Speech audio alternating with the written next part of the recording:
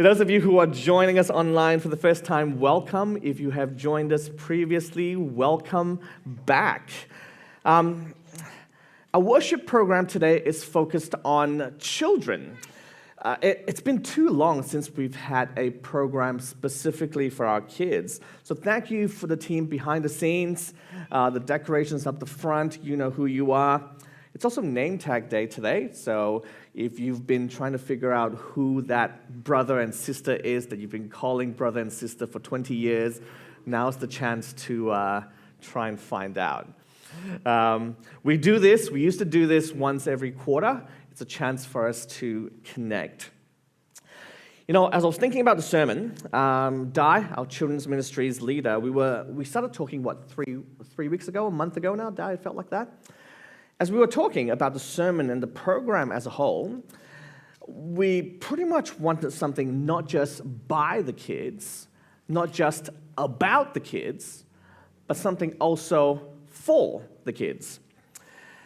There's a time and place for everything. Our sermon time, which I've decided is going to be shorter than usual, continues on that theme somewhat. So the title of my message is simply Don't Forget. Now, I'm going to go straight into the sermon. I'm going to start off with some photos. And kids, I think you will do better than the adults in this. I don't know. I guess we'll find out. I'm going to show you some photos that I have actually shown during our lockdown sermon. But I couldn't see your reactions then, so I want to see it now. Just the first 3 photos. And I'll just show it to you. And I just want to watch your faces, okay? All right, that's the first photo. I'll give you a moment to process the photo. Yeah? The girl missed leg day at gym. Let me show you the bag of popcorn. Okay? What bag of popcorn? That bag of popcorn. In which case, if I zoom out again, so it's not just a girl with really, really skinny legs. All right, let me show you another one. This one threw me. Okay, so do you see the dog in the background? Yeah? See the dog in the background? Okay, let's zoom in a little bit, okay? It's a guy with headphones. I'm not, can you see it now? It's actually a guy with headphones. Yeah, it's not a, what's the breed of that dog? Yeah. All right, one more photo. I'm going to show you a couple of videos. So because it's for the kids, I want to just be a bit more visual more than anything else, right? So I'm going to show you a number of videos and pictures today. Okay, here's one. This will kind of blow your mind a little bit. It did, all right? Here's the photo. Can you figure that out?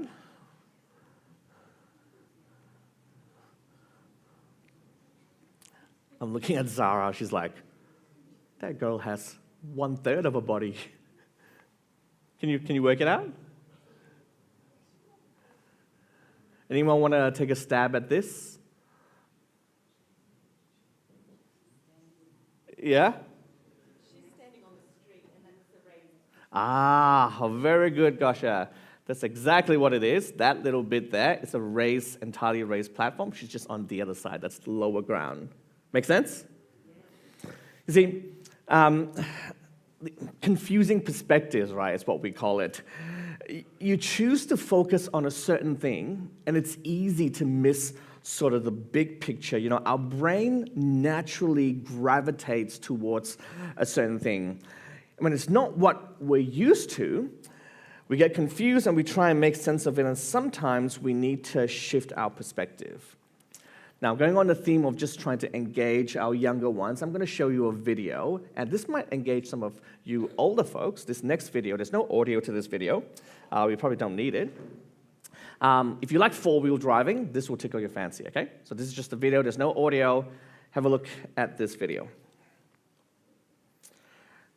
Now, if I had a 4-wheel drive like that, I probably would not do that. I mean, sure, 4-wheel drives have snorkels, right?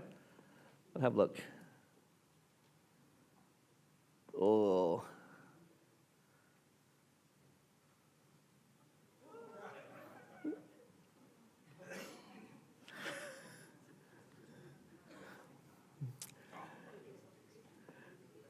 That is a remote-controlled car. I'm going to show you two more. You probably were not expecting that, but now you kind of know what to expect and see if you can, we're on the same page here, right? You know where these videos are going. Okay, let's go. This one has sound, but it probably doesn't make that much of a difference. We'll put the sound on.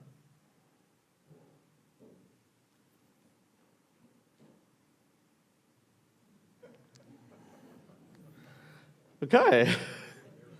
Simply a reflection. Things are not what they seem. One final video. Now, this is a guessing game. This is a quiz. I'm going to show you this video, and Aaron, I'm going to ask you to guess and tell me what this is, okay? Maybe you can guess. Maybe you can't. Zara, you want to help Aaron out? Well, everyone can guess. The video is only about 30 seconds long. I'm going to play the clip, and you can tell me what the video is about, is of. All right, here we go.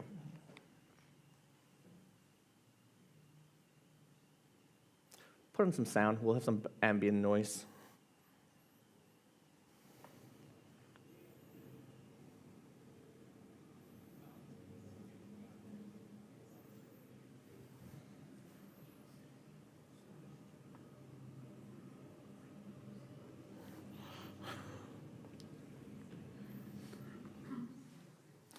Okay, Aaron, what is it? You don't know? Guess. Looks like. Anyone think it's bugs? Looks like a picture taken from the top. Taken from the top? Okay. Okay. It's actually a video of people dancing the salsa, but taken from underneath where the glass ceiling is transparent or semi-transparent. Now that I've told you what it is, I'm going to play the video again, okay? And now you go like, oh, it's pretty obvious. So it's the second floor. So this guy is taking it from like that. And the glass is semi-transparent. You can only see the feet. And there's people dancing the salsa. Let me play the video again. Can you see it now? All right, there's a folk right there. And then there's somebody doing... Look, you can sort of see an outline. See that somebody did a little flippity-flip, twirly-twirl.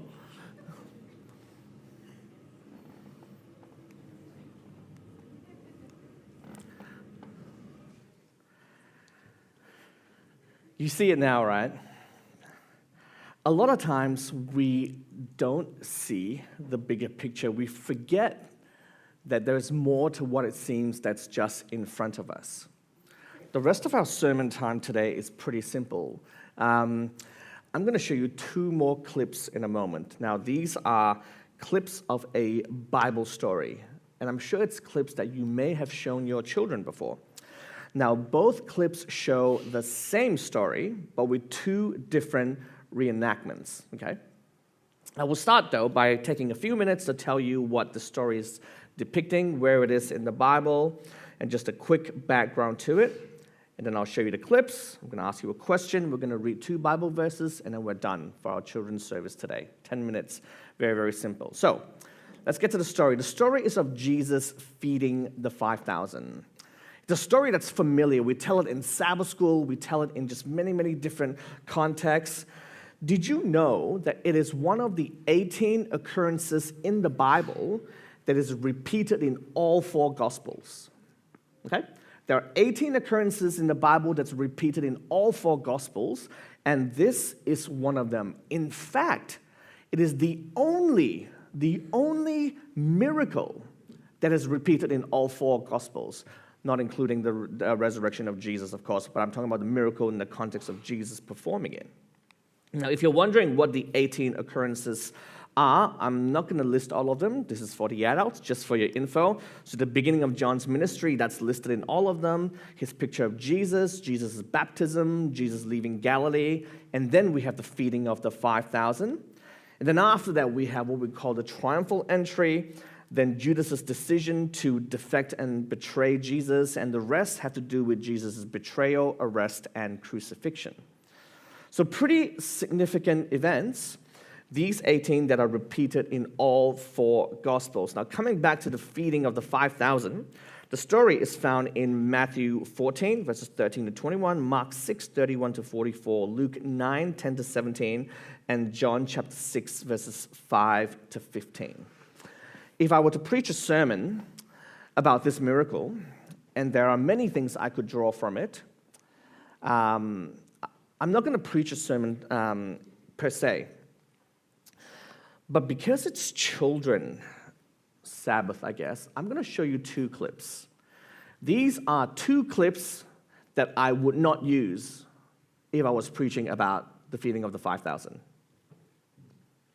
I know you're confused. Let me say it again. These are two clips that I would not use if I was preaching about the feeding of the 5,000. Are you with me? My wife is confused. So some of you are like, oh, yeah, Daddy, Yoshi is confusing. Yoshi is very confusing sometimes. I promise it will make sense. So here's what I want you to do. I want you to watch these two clips. They are Bible story clips, and they are probably clips that you have shown your children. It's a dramatic reenactment of the feeding of the 5,000. The first one is of a TV series back in 1977. I can't remember the name of the actor. But it's about 2 to 3 minutes long. See if you can tell me, don't shout out the answer, see if you can tell me what's wrong with that clip. Okay? All right, here we go.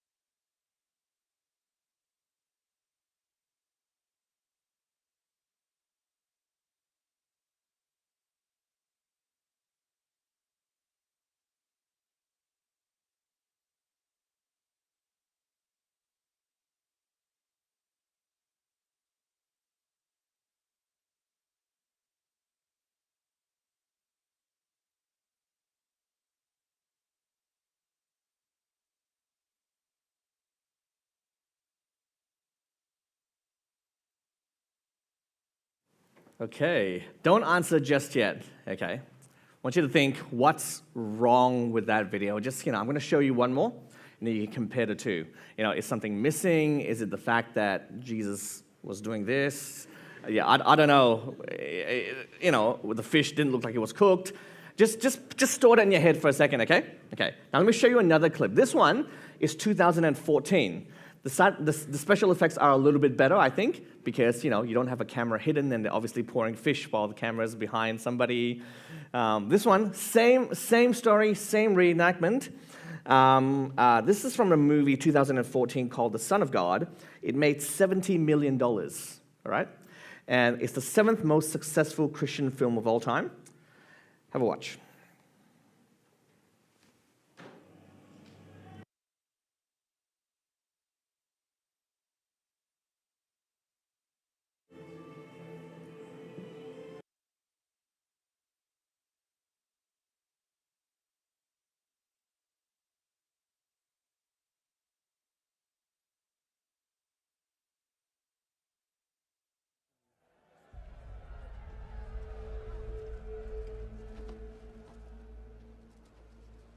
Thank you, Father, for what you bring us.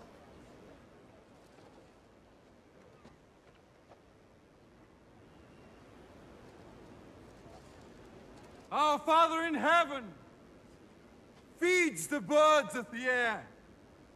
How much more will he give to you?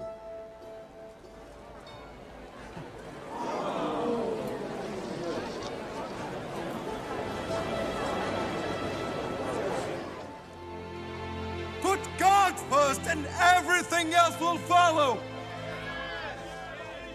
If you hunger for righteousness, you will be filled through me.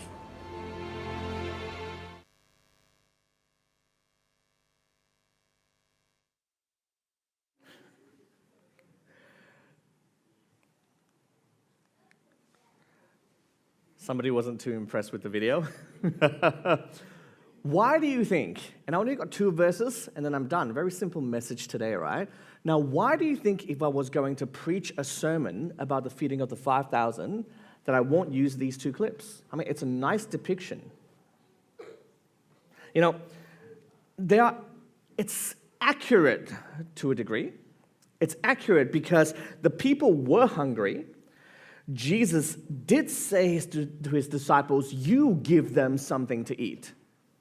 And some of you are racking your brain. This looks okay. Am I looking for a little hidden thing, a little optical illusion? Is Yoshi picking on Jesus, the fact that it looks weird that he does that? I don't know. But I'm going to show you, I'm going to read 2 verses to you. It's very simple, and I'll sit down, and we'll have our closing song. The answer to the question is found in John chapter 6, verses 8 to 9, the first of 2 Bible verses. I believe the clips leave out one very, very important piece of information. In some ways, it's not too dissimilar from sometimes the one-track mind that we have when it comes to faith, when it comes to religion, when it comes to those videos. And in this case, I don't actually blame the movie makers, because out of the 4 Gospels, other than John, the 3 don't actually mention this. It's easy to forget the bigger picture, which is why God gave us 4 Gospels to record different perspectives so we can find a complete picture. What am I referring to? Anyone want to take a guess? Adrian? The little boy. In John chapter 6, verses 8 to 9, another of his disciples, Andrew, Simon Peter's brother, spoke up. Here is a boy with 5 small barley loaves and 2 small fish. But how far will they go among so many? The clips, Matthew, Mark, Luke, John, forget this one very small but one very important detail. It is the little boy who provided this. These 5 barley loaves and these 2 small fishes. See, sometimes we like our children to be seen and not heard, right? Notice I'm looking at this side of the room. I say, let them share about Jesus. Let them sing about Jesus. Let them do what they did today. Because if we forget our little children, it's like forgetting to share God's love. It's like Paul's rap poem. It's like the Pharisees the Jews just forget. Don't forget. And kids, if we adults ever forget, remind us, preferably without screaming at the top of your lungs. But let me close with a very, very simple verse to close out our message today. Don't forget. Matthew chapter 19, verse 14. Jesus said, "Let the little children come to me, and do not hinder them, for the kingdom of heaven belongs to such as these." Jesus knows every single one of us, especially the little ones. And I want to invite the praise team to come up as they lead us in our closing song, "He Knows My Name."